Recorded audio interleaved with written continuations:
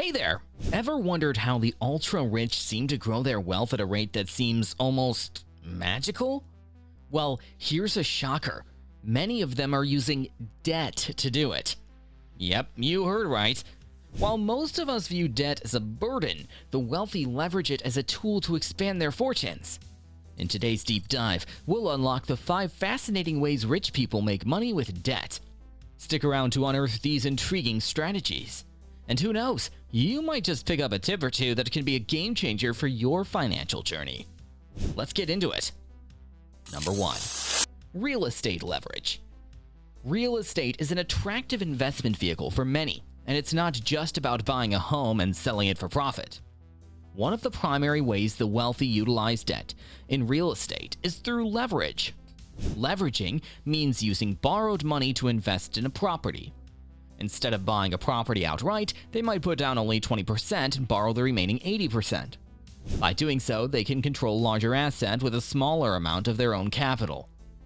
The magic of leverage in real estate comes when the property appreciates in value.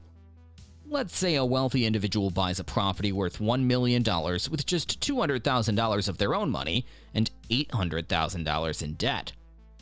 If that property appreciates by 10%, it's now worth $1.1 million. That's a $100,000 gain on a $200,000 investment, or a 50% return, thanks to the power of leverage. Leverage also allows investors to diversify. Instead of sinking all their capital into one property, they can spread it across multiple properties, each leveraged to mitigate risks. If one property fails to perform, the others might still provide returns. This is a strategic move to balance and optimize their portfolio. Additionally, the interest paid on the borrowed amount can often be deducted from taxable income, reducing the overall tax liability. The potential tax benefit is another incentive for the wealthy to leverage debt in real estate. Finally, when renting out leveraged properties, the rental income can cover the mortgage payments, leading to cash flow while the asset appreciates. Over time, as the loan is paid down, the equity in the property increases, leading to even more substantial gains when sold. Number 2.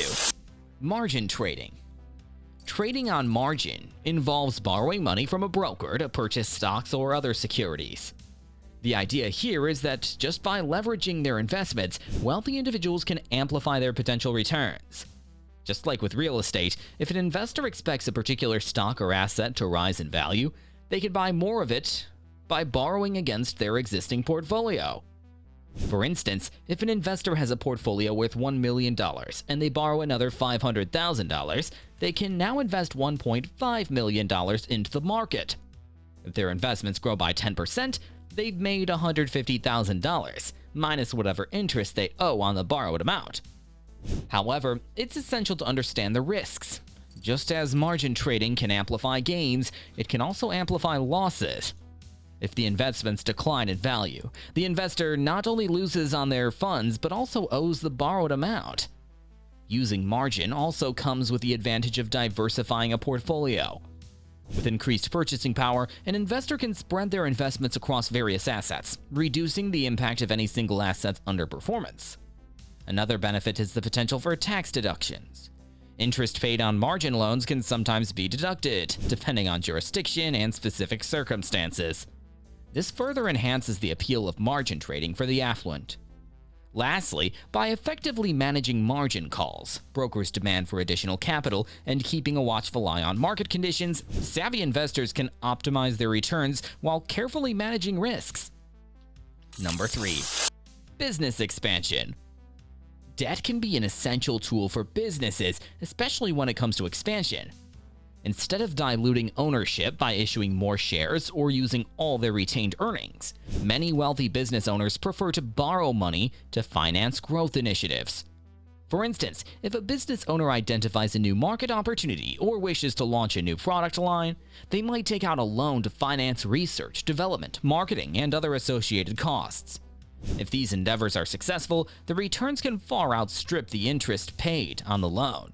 Furthermore, borrowing for business expansion can lead to economies of scale. As a business grows larger, it can often reduce its per-unit costs, leading to higher profit margins. This is especially true for manufacturing and distribution-based businesses.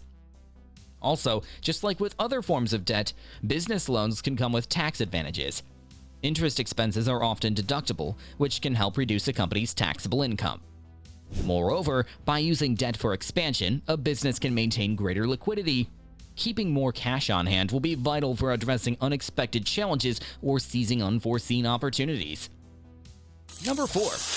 Asset-backed lending. Asset-backed lending involves borrowing money using existing assets like art, jewelry, or other valuables as collateral. For the wealthy, this is an attractive way to raise capital without selling prized possessions. Let's say a wealthy art collector owns a painting worth $10 million. They foresee a lucrative investment opportunity that requires substantial funds. Instead of selling the artwork, they might use it as collateral for a loan. This way, they can invest in the opportunity, and once it pays off, repay the loan and still own the art. This approach not only maintains the ownership of cherished assets, but also benefits from the appreciation of these assets. Over time, the painting used as collateral might increase in value, leading to increased net worth for the collector.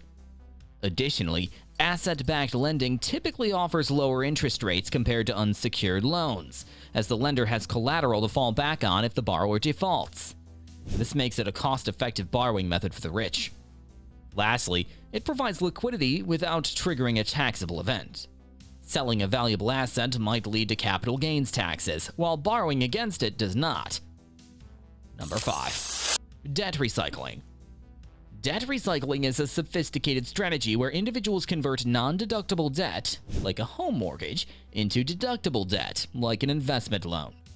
The idea is to use the income or dividends from investments to pay down non-deductible debt while simultaneously borrowing for investment purposes.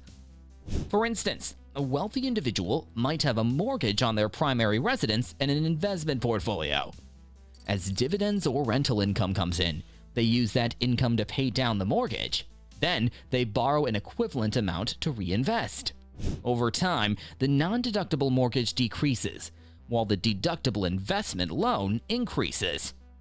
The advantage of this approach is that interest on investment loans can be tax deductible in many jurisdictions, while interest on personal residence mortgages typically is not.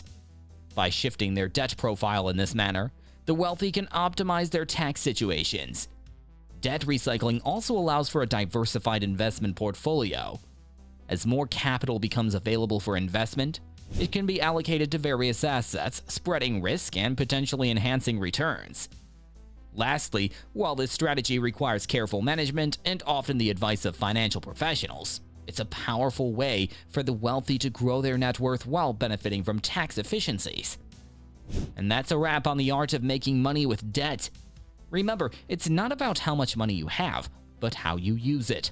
Stay savvy, keep learning, and until next time, keep those financial gears turning.